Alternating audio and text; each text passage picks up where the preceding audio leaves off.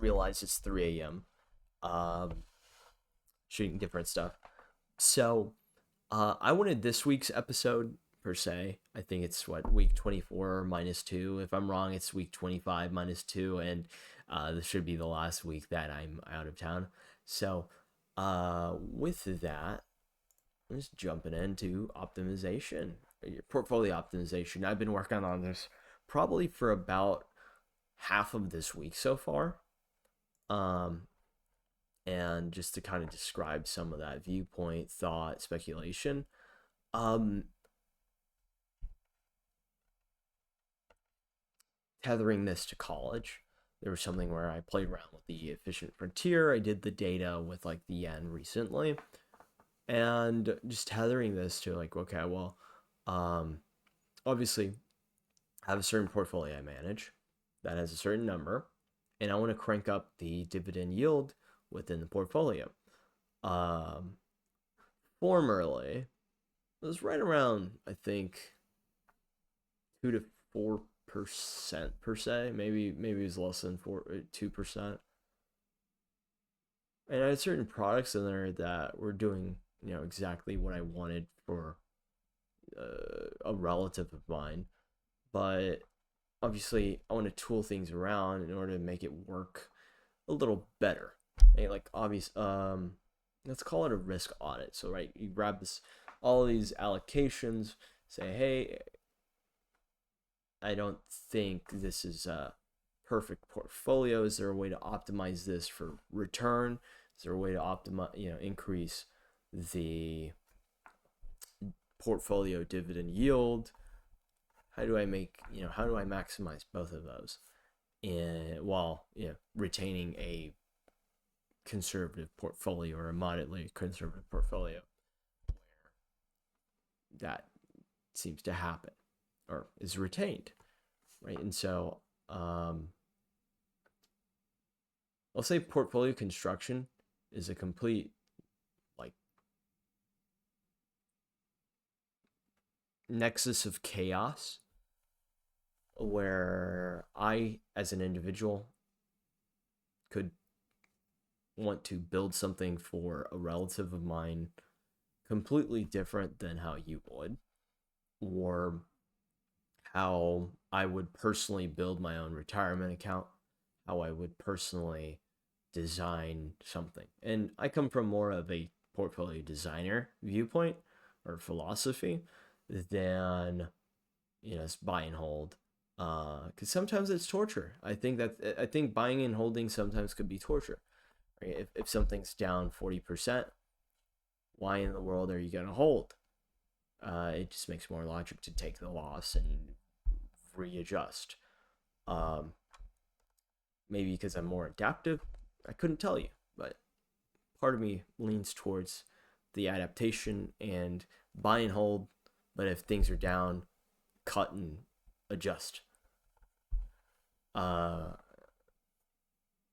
and that modification seems appropriate, especially nowadays. But obviously, I come from more of a stock picking background. Now, this one portfolio, I almost exclusively hold, um, well, was it BDCs? BDCs, senior loan funds, not quite money market. I'm rotating something. I purchased the wrong product, and I'm rotating it around, and or cutting it off and adjusting certain positions by redeploying said capital from that one position. So like poking at this where you're trying to optimize, and optimization can sometimes seem like a fruitless effort or just a waste of time, because it's like, well, if I'm trying to optimize but everything seems to create a portfolio that I don't want, how does that work? Oh, let's say, different portfolio, same relative I'm managing money for, or these investments for, but it's like, if this product or if this fund, whatever, this portfolio of different assets is I don't know, 20 products versus 10 versus whatever, you know, is this the right build? And then on the other hand, where it's like, okay, well, eight assets, one specific asset has a hyper um, favorable cost basis, right? Like the investment, initial investment or the total initial investment, right? The cost basis is so favorable. It's still like the investment sitting at like a 100% return or a 50% return, whatever. And it's just baffling where it's like, this doesn't make sense why you'd want to even sell. Why would you cut now when it's, barely up? And obviously, uh, there could be bias here. And no, it's fine.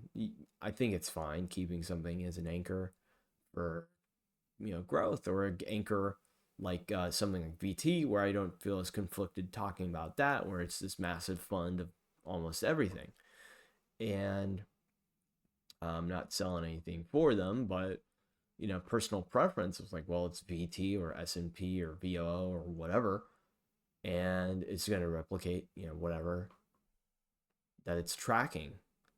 There are other products out there. I think I do like some active stuff, but obviously, in the regard of someone else's portfolio that is kind of related to, what could be inherited. Um, there's more involvement. There's more like skin in the game per se, where obviously, if I can grow this massively, there's a chance I inherit some of it. It's not like a motivator. I'm not really moved by money. It's just this thing that exists. But it's like, okay, so going back more, this is just rambling about semantics. It's like, oh, increase this by 2%, increase that by 1%. It's like, okay, this is just marginal tweaks. Meanwhile, I cut the largest bond position or loan position, whatever, down, I want to say 12%. So like 30% down to 17%. And then redeploying that 12%, 13% into another, I would say, credit fund, credit BDC, whatever. Where I can squeeze up more yield. And obviously, I'm not a fan of dividends, but if you take this cash essentially that you get every month or quarter in for the sake of this two different products, either you're redeploying, the monthly cash flows towards the rest of the book on the equity side, or you're trying to increase or pump up the lever on the fixed income side. And I think it's fair,